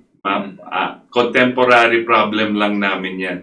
Naglabas siya, nagpubliko siya. Yung Queen, yung British Royal Queen Family, Elizabeth. tsaka yung kanyang mga financial elite, yung grupo na yon, sabi nila, Donald Trump represents the greatest danger to our way of life. Kailangan tanggalin siya, in other words. Yan po ang kalaban niya. Yun po ang pinaka-powerful people in the world ang kalaban ni Donald Trump. All of them were the ones that are in control of the world. Yan si George Soros, yan. Yan, mga bata niya yan, sila Chito Gascon, sila Commission Human Rights. Rappler, all of the media here, mainstream media. Mainstream media, hawak niya. Hawak niya yung mga NGO. Hawak niya yung mga ibang... Yung mga oposisyon. The leftists. Sila Trillanes, tsaka sila Leni Robredo. Pumupunta yan sa Estados Unidos tsaka sa Europe para magsalita. Anong mga forum yon? Mga forum na organization ni George Soros. Sila Reza. Doon sasabihin, si George Soros ang bumibigay sa kanila ng pera. No? Alam nila yon. Alam nila yon. No? Kung hindi nila alam, talagang bobo sila. No? Pero all of that, yung ICC, International Criminal Court na tumitira kay Duterte.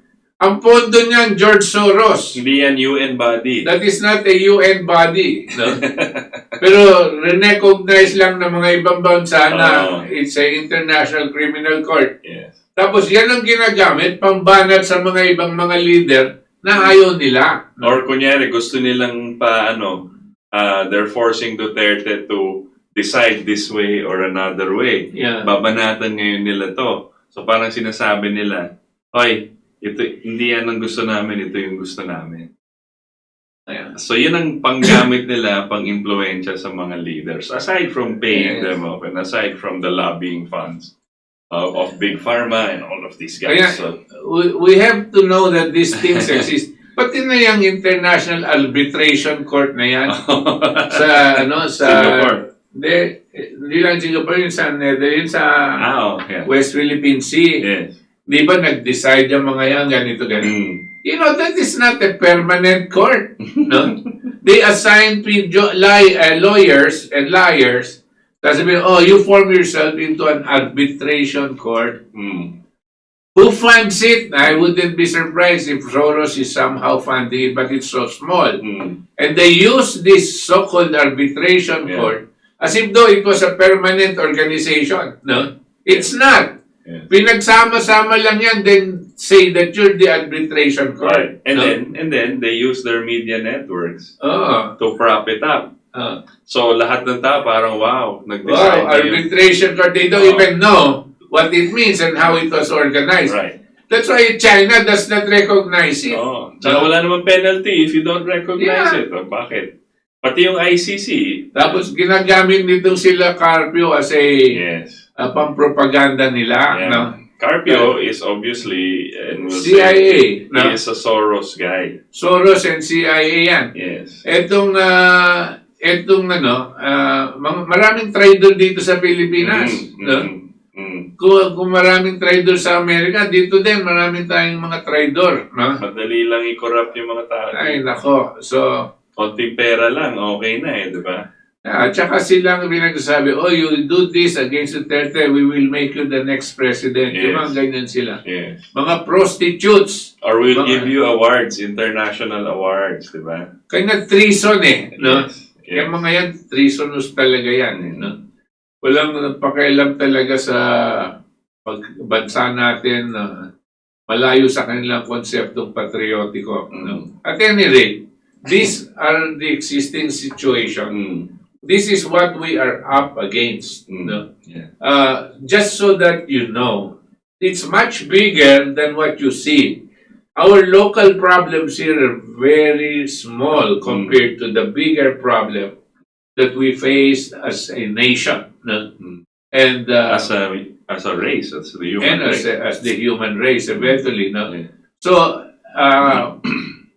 and we have to understand all of these things that are moving and what who is the enemy of humanity. No? Right.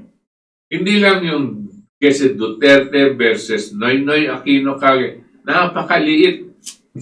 Saan ba galing ito mga ito? Sino ba ang tunay na kalaban? No? Yan pong mga drug lords, yung mga kalaban talaga yan. Pero paninira talaga yan. Sino ba ang number one drug advocate for drug legalization? Legal na lang yan, huwag na lang crime yan. Sino? Sa buong mundo. Si George Soros. He is the number one advocate for drug legalization. Kaya ito si Lenny Robredo, nung minsan niya lang sinabi, pero nahuli ko the last, 2-3 years ago, when he was talking about drugs, sabi niya, maybe we should legalize this. Yes. Sabi niya. No? It's public that maybe we should look at it. But it's not only Lenny. Yeah. There are senators also that have said it.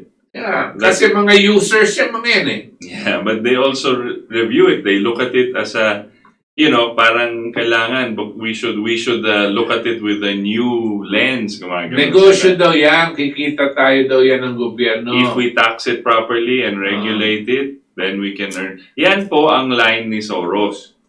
Yan po ang advocacy niya. Yan ang lusot niya. Sinasabi, you can earn money from these taxes by making marijuana legal and other drugs.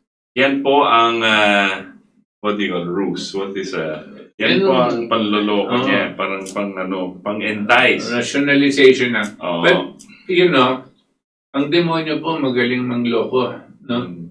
Madaling magpalusot. At yan po si George Soros is one of those demons personified.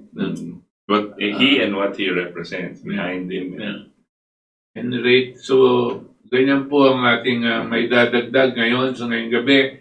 And tabayanan po natin, it's not going to be too long from now. No? 2 days from now. What's it today? January 3? 3 here. No? Yeah. Wednesday. 4, 5, and 6. That's Wednesday. Yep. So Wednesday, it should be 1 o'clock. Wednesday, 1 o'clock in the afternoon there. No? So it should be 1 a.m. here. 1 a.m. Thursday. No? Yeah. When they start deliberating on it. No? 1 a.m. Thursday sa United States. Pero every day po, at tabayanan nyo, you check. Yes. You checks po sa, lalong-lalo na sa mga online stations. YouTube, Twitter, kung may Twitter YouTube, po o kaya sa Newsmax. pati Facebook po, hanapin nyo. Baka nandun. No? Tingnan nyo po at baka makakita kayo mga bagong news. No? If we have something new, we will post it or we will share it. No? Dito po sa atin. Ito nga just now, mag-cancel si Biden ng kanyang inauguration event. Meron siyang inauguration lunch.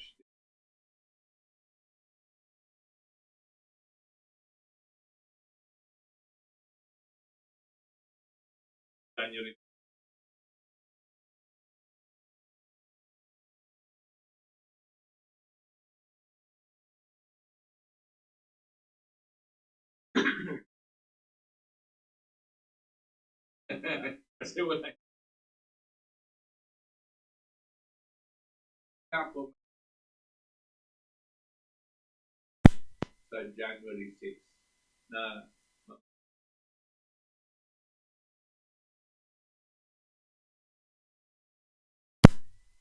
Okay, so it's so let's read the text messages sent to us by our their opinion is not necessarily ours, but we like to read them to the public in the interest of freedom of speech. So, sa technical Pag wala yung girlfriend ni Bell, hirap siya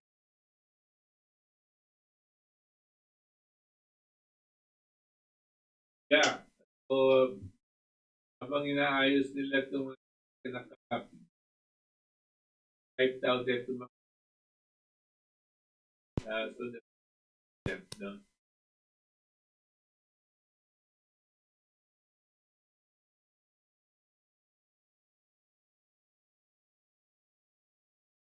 Okay.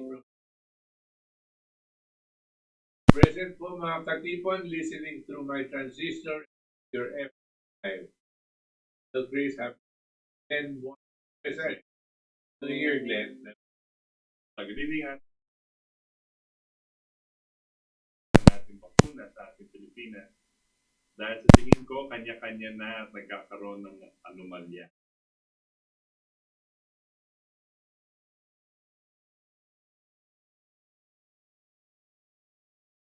Alam nyo, mabuti na itong nakakagulo sa bakuna. Hindi matutuloy, no? At dahil itong mga mga dupang, mga swapang na gustong gamitin ito at itong mga gobyerno, kaagawan sila na rin niya.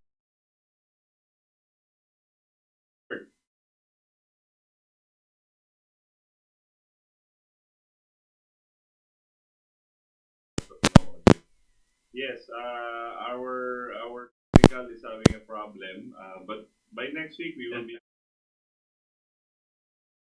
head to the engineer.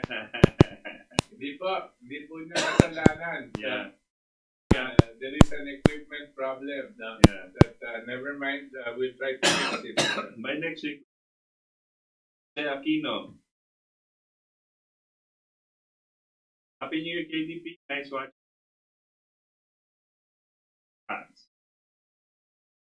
Evelyn.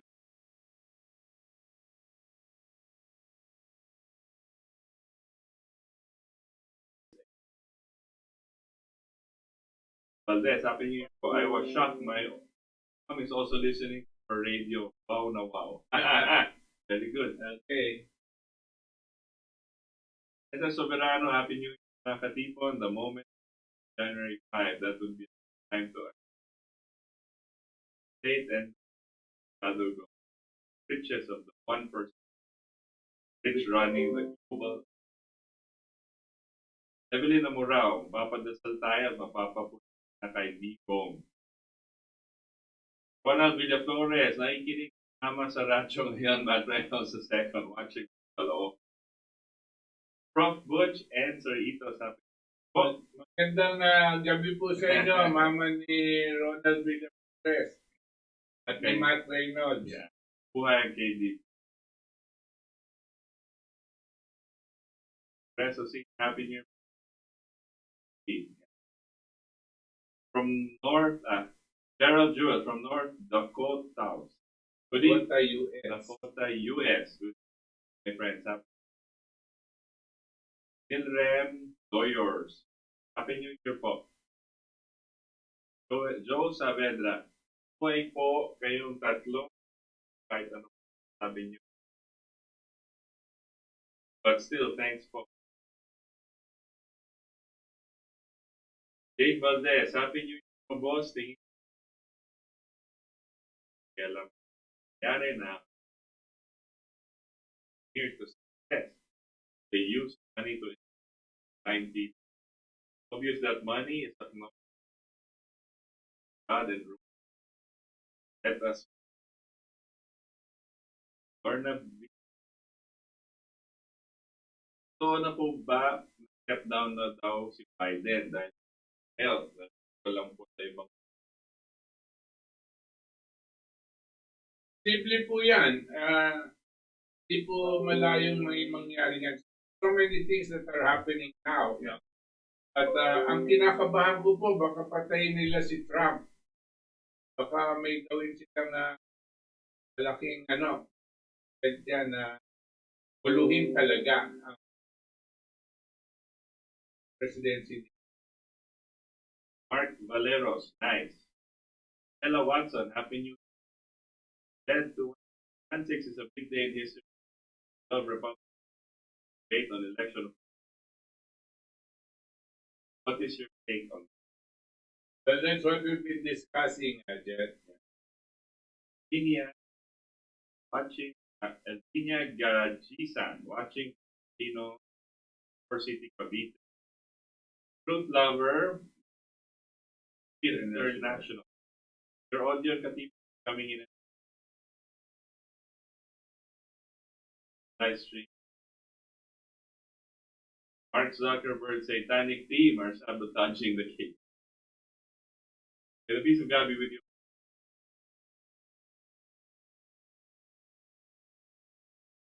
Bialas mo. Sir, parang nawawala baka sabotahe. Sabi niyo, ayaw magparinig. Halo, Antonio Pineda, mga maestro, sana yung bagong maging mabuhay. Napakahiyang ukol sa mga nangyayari sa lipunan. At sana buhayin at ibabalik ang sigla ng bagong bansa, bagong galaw, sa bagong may magbago na at bagong ahon at maging ana. Very nice. Alan Santos, Sir Butch, paano po karaniwang tao po na ang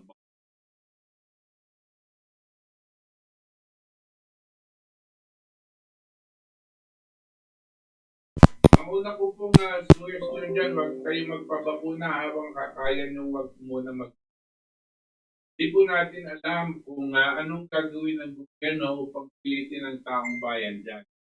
Di pa po tayo kumbinsido na kailanganin talaga ng taong bayan. Baka mas grabe pa ang mga epekto nitong bakunang ito. At pagtayin po natin, kung magpapabakuna sana lahat sila sa gobyerno, lahat ng senator, congressman, cabinet member, sa kanilang mga pamilya, maganda siguro kung antabayanan natin kung nangyayari sa kanila. Ngunit mukhang hindi mangyayari yon. Isa-isa lang ang magpapakita ng nagpapabakuna, pero yung mga senador at kongresista at mga cabinet members hindi nagpapakita ng nagpapabakuna. Kaya wala silang karapatan ipilit ito sa taong bayan. Daisy Marino Lien, mga tayo daw yung tama. Hindi tayo sigurado dyan kasi may confirmation at mayroong denial. Ganyan. At hindi ayaw niya kung nandyan siya, ayaw niya magpa-interview. Raf XB, well na si mula na PG. Mark CNS, mayado na ako pwede pag malinaw sa malagpas na grabe ang bahan. Pinakialam pero party, okay. Right. Mr. Doe. Mr. Doe, excited na ako sa Jan 6. Sino nali sa Rosemary Hansen, Happy New Year sa inyo, sir. William Laguno, tayo lang Yes. Ayan. Tama yan. Raf XB, good my God. WM, change coming. Hotel. Tama yun sinabi mo, tayo ng gobyerno dito sa New World Order na yan. Yep. At labanan po natin ang New World Order. Labanan nyo yan because it means your life. It really means your own life now, and it means the life of your children and your children's children. They are putting up a government that will convert human beings into their virtual slaves. Ayaw po natin mangyari yan sa ating mga darating na henerasyon. Patungkulan po natin na labanan ng kasig na pag-rejection itong world order na yan. Ipairal natin ang soberenya, the principle of sovereignty of a nation state and the sovereignty of the human being. Yan po ang ating ipaglaban para hindi po mawala ang dignidad ng isang tao at ng sangkatauhan. Abeng Pabro, pag ayaw makinig, umalis na lang at Rain, mag-live studio na kayo next time.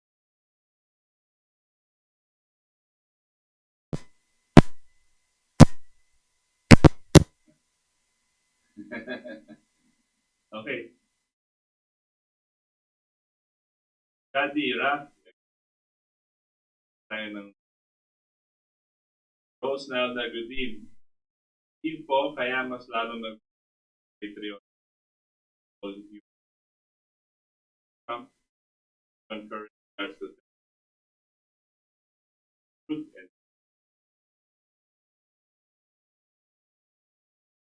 and baliktad utak niya. Pasa. Adik. One, if ever Trump does not make when the Duterte government ally itself with the globe. Pwede Ordina, sinupalpal ni Trump abo. Alam niyo po, we should try and get out of this idea of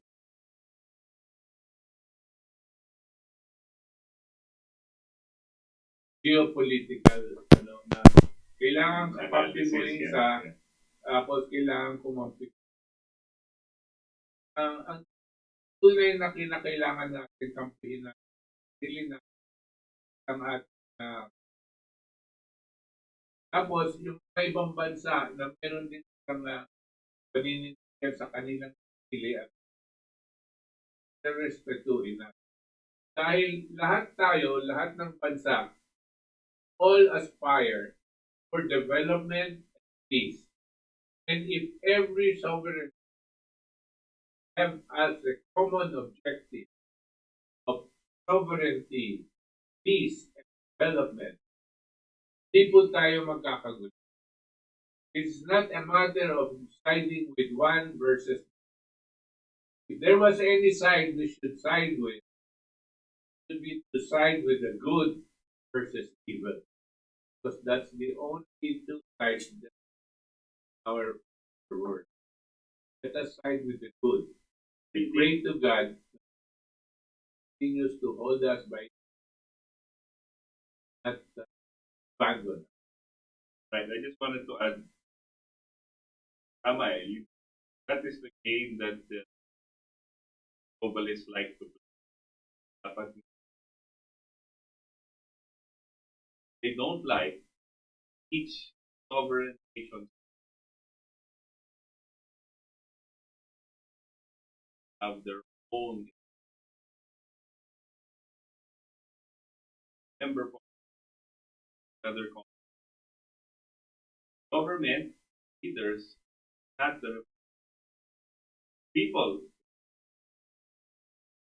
So when government has failed duty to take the necessary steps in which to take back our